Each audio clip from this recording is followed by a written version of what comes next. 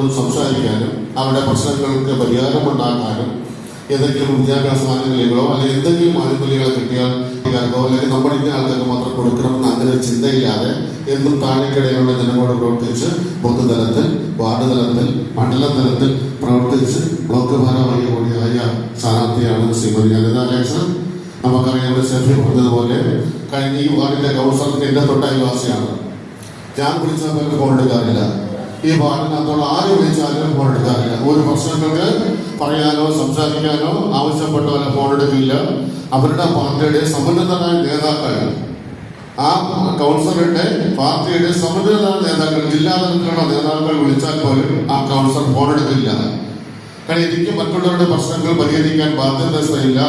ഞാൻ ഇനി 5 വർഷം മാത്രമേ ഇവിടെ കൗൺസിലറായുള്ളൂ, എനിക്കിനി ഇവിടെ മത്സരിക്കാൻ കഴിയില്ല എന്ന് പറഞ്ഞുകൊണ്ട് എനിക്കിനി ആരുടെയും ഫോൺ എടുക്കേണ്ട യാതൊരു കാര്യവുമില്ല എന്ന് പറഞ്ഞ് സ്ഥിരമായി ഒരു പ്രശ്നങ്ങൾക്ക് പരിഹാരം ഉണ്ടാക്കാൻ ശ്രമിക്കാത്ത ഒരു വാർഡ് കൗൺസിലറാണ് നമുക്കിപ്പോൾ നിലവിലുള്ളത്.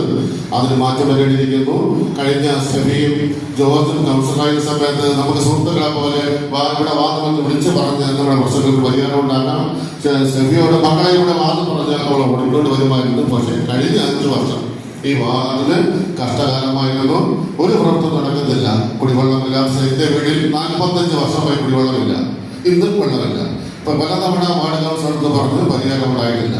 അപ്പൊ കുടിവെള്ളമില്ലാത്ത സ്ഥലങ്ങളുണ്ട്, റോഡിന് വികസനമില്ലാത്ത സ്ഥലങ്ങളുണ്ട്. റോഡിന്റെ മിക്ക സ്ഥലങ്ങളിലും കാട് കയറി മനുഷ്യർ നടക്കാൻ പറ്റാത്ത സാഹചര്യമുണ്ട്. ഒരുപാട് പ്രശ്നങ്ങൾ ഈ വാർഡിൽ ഇപ്പം നിലനിൽക്കുന്നുണ്ട്. അതിനെല്ലാം പരിഹാരമുണ്ടാക്കാൻ നമ്മുടെ പ്രിയപ്പെട്ട സ്ഥാനാർത്ഥി ശ്രീ അനിത അലക്സിന് കഴിയും. ഈ വാർഡിനെ സംബന്ധിച്ചോളം ഒരു പ്രധാനപ്പെട്ട നേട്ടമാണ് അനിതയുടെ സ്ഥാനാർത്ഥം തന്നെ. ഇപ്പോൾ തന്നെ അദ്ദേഹത്തിന്റെ ഒരു വിജയസാധ്യത വളരെ വർദ്ധിച്ചിട്ടുണ്ട്.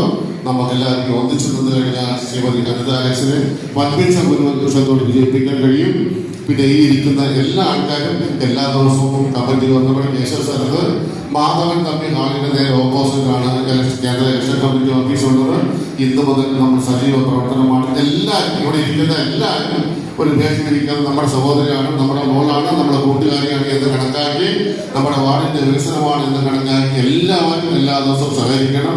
അങ്ങോട്ട് വിളിച്ചില്ലെങ്കിലും നിങ്ങൾ സ്ഥിരമായിട്ട് അവിടെ വന്ന് കമ്മിറ്റിയോടും സഹകരിച്ച് അനിത അലക്സിനെ വിജയിപ്പിക്കേണ്ട ഉത്തരവാദിത്വം നിങ്ങൾക്ക് ഓരോരുത്തർക്കും ഉണ്ട്. കഴിഞ്ഞ 5 വർഷം നമുക്കൊരു നാഥനില്ലാത്ത അവസ്ഥയായിരുന്നു ഈ വാർഡിൽ. അതിന് മാറ്റമുണ്ടാവണം.